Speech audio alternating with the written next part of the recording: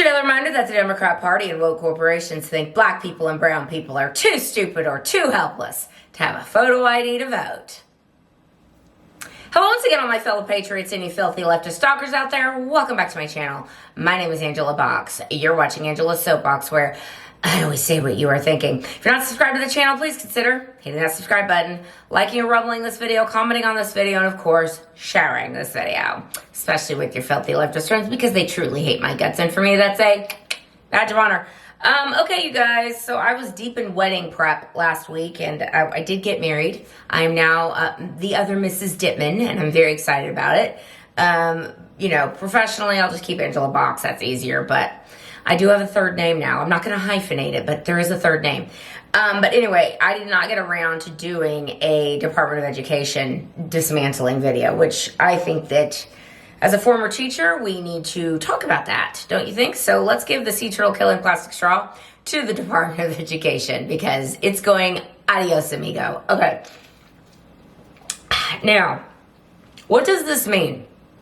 Democrats would have you think that Trump dismantling the education department, the bloated bureaucracy that is the Department of Education, it has like 7 buildings, as Trump was saying, and it's just like, you know, tens of thousands of employees, and what the hell do they do? And, you know, just, they have nothing to show for this bloated bureaucracy except complete failure.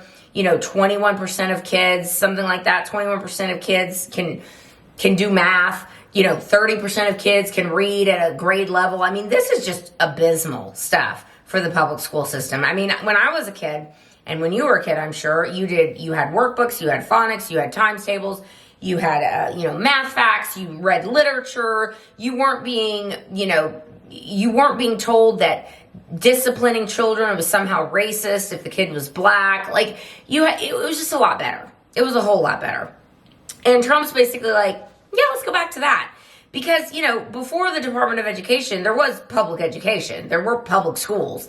And every state and every locality would determine what they wanted to do and how they wanted to teach the kids. And for the most part, if you don't have a top-down centralized system, you're going to get better results. I mean, duh.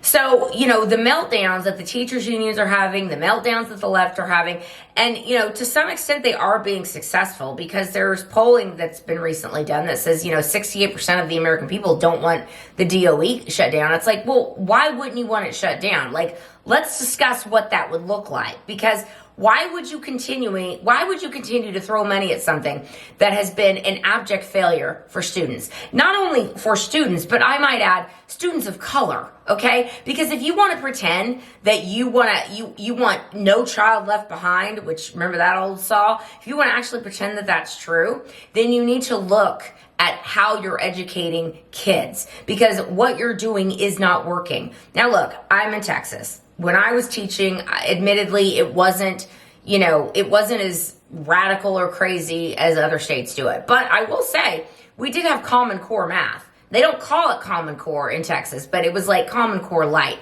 And I'll never forget teaching 4th grade math. And 4th grade math is the year that it makes a really big jump. So if you have a 4th grade student at your home right now and you're pulling out your hair trying to do math with them, this is why.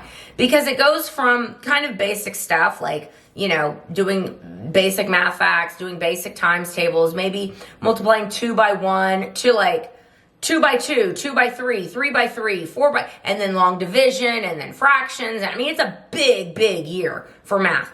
And it's hard for a lot of kids. It was hard for me in 4th grade. That was the first year I remember it being hard, was 4th grade. But, you know, we got it down and we figured it out. We practiced. I mean, it's a whole, you remember how you learn math. But the point is this, when I was a teacher, they made me teach it a certain way. It was like, you know, I don't even know. It was so dumb. Like, the way they did it was so ass backwards.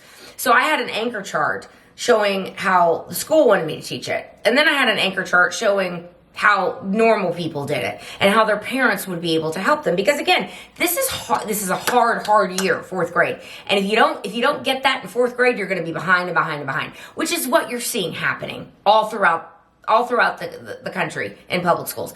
They're not teaching math facts. They're not teaching phonics. They're teaching whole language. They're teaching all this backward stuff. And on top of that, they're teaching this ridiculous woke curriculum. They're teaching little 5-year-olds, to ask what gender they are. They're at, 5-year-olds to talk about racism and just awful stuff. 4th graders stepping forward if, you have 2 parents in the home, and take 3 steps back if you don't. Take a step back if you're on food stamps. Like all this garbage woke nonsense that kids are now having to focus on, as opposed to reading and writing and doing math. So Trump's getting rid of the Department of Education is just going to send it back to the states. It's going to send block grants of money to the states, and the states are going to determine how they want to use that money. Now, some states, and some people are asking Linda McMahon, like, okay, the education secretary, well, why don't we just give the money to the parent, or give a block grant to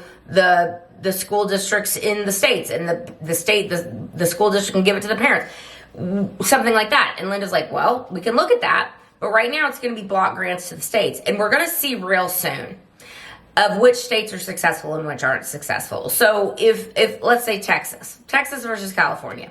Texas is going to say, basically, give more autonomy to parents, give more autonomy to charter schools and private schools and parochial schools, and give more autonomy with money going with the kid. Because if a parent is stuck, if a child is stuck, and a parent, by extension, stuck in a failing school, which so many of these public schools are failing. And again, they're failing black and brown kids the most, okay? And you don't have to be a rocket science to figure out why, because they need future voters. They need people to be perpetually pissed off and perpetually on food stamps and welfare. That's what they need. So they want to create as many dumbed down people as humanly possible. Because educated people think logically. Educated people are like, why do I work all day and someone else who sits on their ass and has 5 kids gets a welfare check? How is that fair? So they start, thinking logically. Or how come, Jose over there, his mom comes over and pops out 5 or 6 kids and she gets to stay, but she's not here legally. And why do I have to pay for her and all of her kids? Yeah, those little dots that start to be connected when you have a functioning society, when you have a society that takes education seriously, those dots start to be connected, which is really bad news for Democrats. So the compare and contrast you're going to start to see with blue states versus red states is going to be very interesting. States that have a deep-rooted teachers union establishment versus states that do not have a deep-rooted teachers union establishment. Like, look, Randy Weingarten, that garden gnome lesbian by necessity, the head of AFT, who's going around screaming about how kids aren't going to be taught anything and there's not going to be any school. It's like, what are you even saying, lady? What are you even saying? No, you're just worried that your incompetent teachers that kick up dues to you are going to be held accountable for actually teaching kids. And the teachers that have had to keep their mouths shut for fear of being canceled, or fear of losing their jobs, being,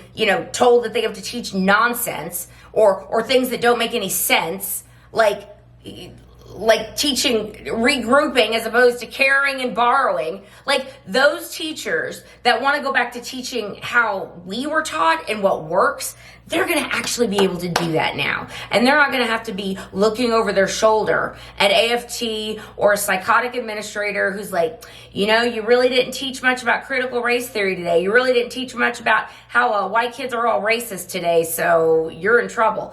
That's going to go bye-bye.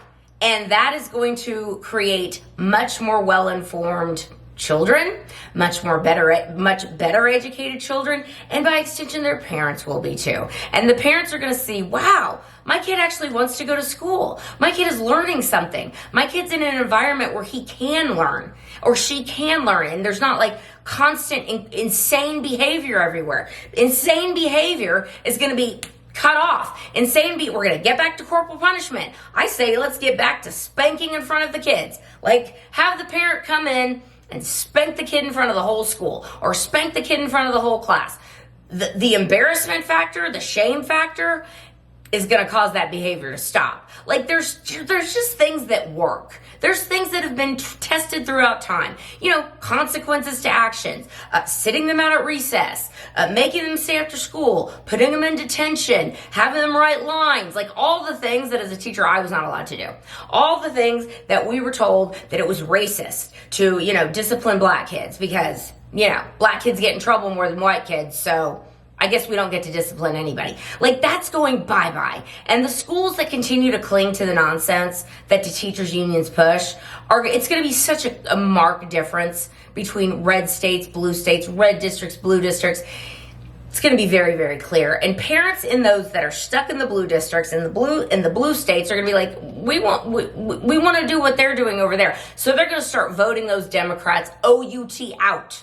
And we're going to start getting sanity back into these blue states and blue cities. It's going to take time, but you're going to start to see that. That is why you're seeing the caterwauling by the left, because this is a big, big cash cow for them, man. You know, not only do they need future voters, not only do they need people to be as dumbed down as humanly possible, but the big business of education, which, you know, they come in and change curriculum every 2 or 3 years on these teachers, and it's like, oy, just do what works, okay? Go back to what works. That's going to go bye-bye too. So it's going to be a fascinating few years going forward with as the dismantling happens and what that looks like. And as it goes on and people can see that, you know, we're not taking education away from students. We're sending it back to the states and having parents and stakeholders have more control here as opposed to teachers, unions, and woke bureaucrats, which is a beautiful thing, ladies and gentlemen. And I am here for it. As a former teacher, I love it.